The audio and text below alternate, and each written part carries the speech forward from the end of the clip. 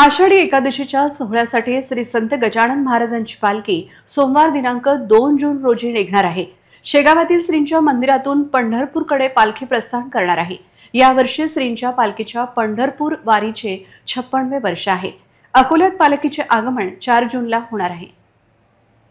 जावे पंढरीसी आवडे मनासी कधी एकादशी आषाढी हे या संतवाणीप्रमाणे पंढरीच्या विठुरायाच्या भेटीसाठी शेगावातील हजारो वारकरी आतुर झाले आहेत।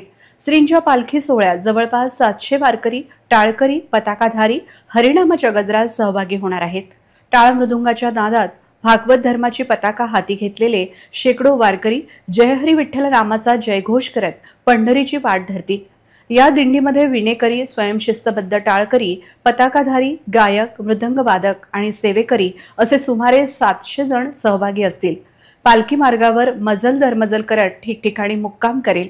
मुक्कामाच्या ठिकाणी भजन, कीर्तन, प्रवचन यासारखे धार्मिक कार्यक्रम होतील। या प्रवासात अनेक गावातील लोकांना सहभागी होऊन आनंद प्राप्त करण्याची संधी मिळेल। तब्बल 33 दिवसांचा पायी प्रवास करून श्रींची पालखी आषाढ शुद्ध नवमी म्हणजेच 4 जुलै रोजी पंढरपूर येथे पोहोचेल।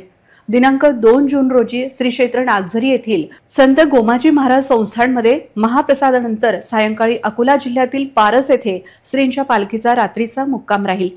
3 जून रोजी पारस येथून गायगाव येथे तर रात्री भोरद येथे श्रींच्या पालखीचा मुक्काम राहील।